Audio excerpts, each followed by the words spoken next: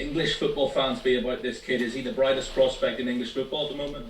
I would like everybody to be cautious and let him be and let him develop. I think he's having the right progression.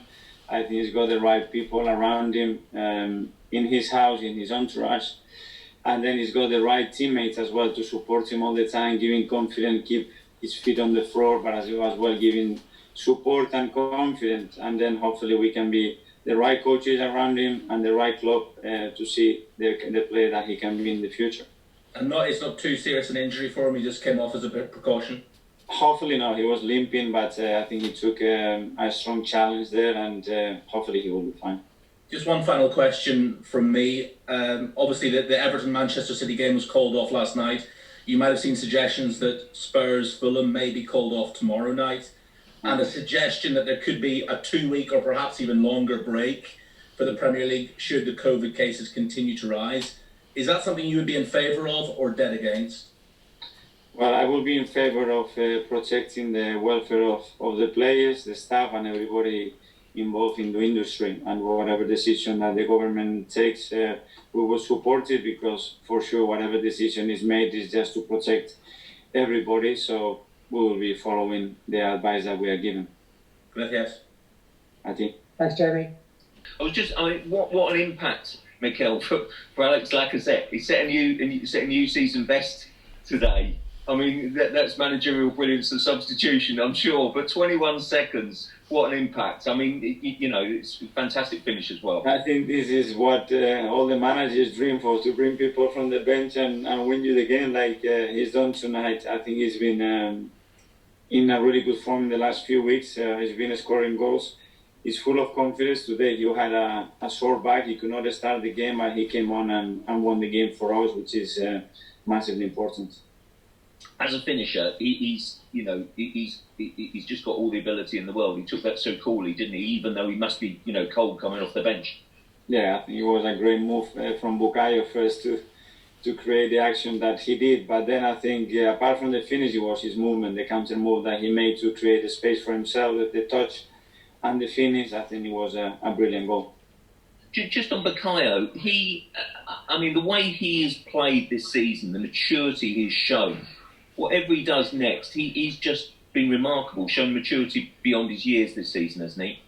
Yes, and today he had a difficult game in the first half because we weren't using certain moments to generate advantages for him and other attacking players in the right way. So the game becomes really difficult, the time back to goal against a back five, a really low block.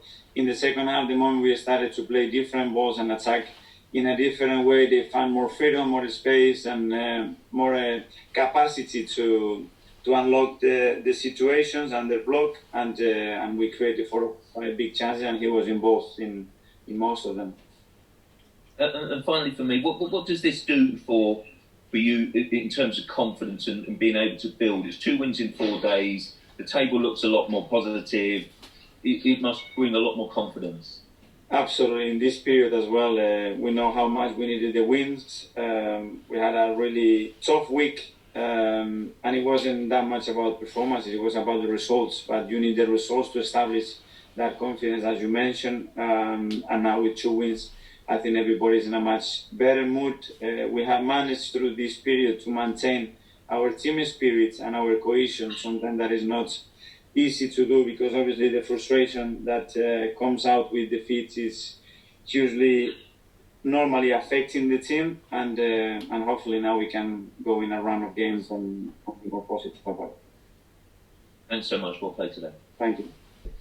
Just back to Laka, not been an easier season for him, perhaps. I mean, not been an easier season for most of the players, but the way he's responded in recent weeks and the way he's stepped up, I think it's 3 goals in 3 games, 4 in 7 now. And what does that sort of show about his character and his belief in himself and how he is around the place?